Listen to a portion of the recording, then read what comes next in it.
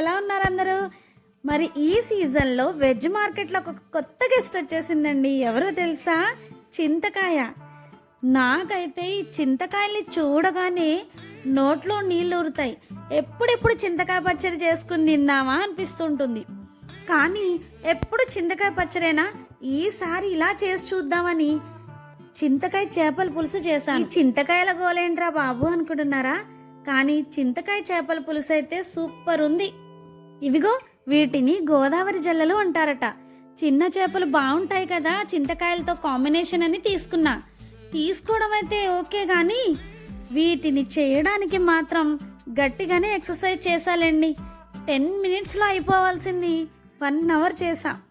దీన్ని బట్టి మీకే అర్థమైపోయి ఉంటుంది నేనెంత బాగా కుస్తీ పట్టానో వీటితో. వీటిని పట్టుకుంటుంటే జారిపోతున్నాయి. విలేజెస్లో అయితే కట్టెల బూడిదతో చేస్తారట, కానీ మనకు అవన్నీ ఉండవుగా.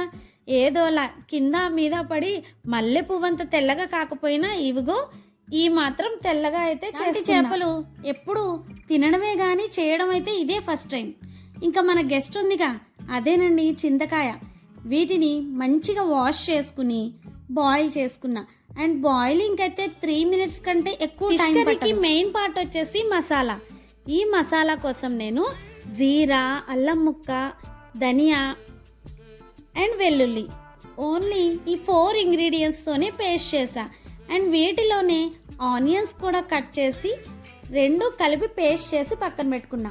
ఈ లోపు నేను బాయిల్ చేసిన చింతకాయలు ఉన్నాయిగా, అవి కూడా మంచిగా బాయిల్ అయిపోయాయి. సో ఆ పైన తొక్కు తీసి నేనైతే ఫిష్ కర్రీని ఎప్పుడు ఒకేలా చేయను.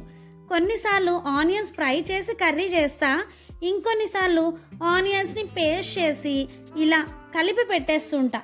నాకైతే ఇలానే టేస్ట్ నచ్చుతూ ఉంటుంది. ఓల్డ్ జనరేషన్లో కూడా మట్టి కుండలో ఇలానే కలిపి పెట్టుకునేవారట. ఇంకా ప్రాసెస్లోకి వెళ్తే చేపల కర్రీలో పచ్చిమిర్చి ఎక్కువ ఉండాలి. సో పచ్చిమిర్చి నేను ఎక్కువ వేసుకున్నా.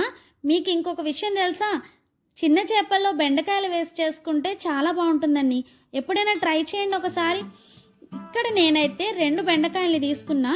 దాంతోపాటు నేను చేసి పెట్టుకున్న ఆనియన్ అండ్ మసాలా పేస్ట్, పసుపు, ఉప్పు, కారం, ఆయిల్ కూడా ఫిష్ కర్రీలో ఎక్కువ ఉండాలి కదా, అవన్నీ వేసుకుని స్మాష్ చేసి పెట్టుకున్న చింతకాయల గుజ్జుని కూడా చేపల కర్రీలో దీనిలో కొన్ని వాటర్ వేసుకుని గరిటె మాత్రం పెట్టకుండా కడాయిని అటు ఇటు తిప్పుతుని అన్నీ కలిసిపోయేలా కలుపుకున్నాం. ఇంకా ఈ కర్రీలో గరిటె పెట్టి తిప్పకుండా కడాయిని అటు ఇటు తిప్పి మొత్తం మిక్స్ అయ్యేటట్టు చేసా.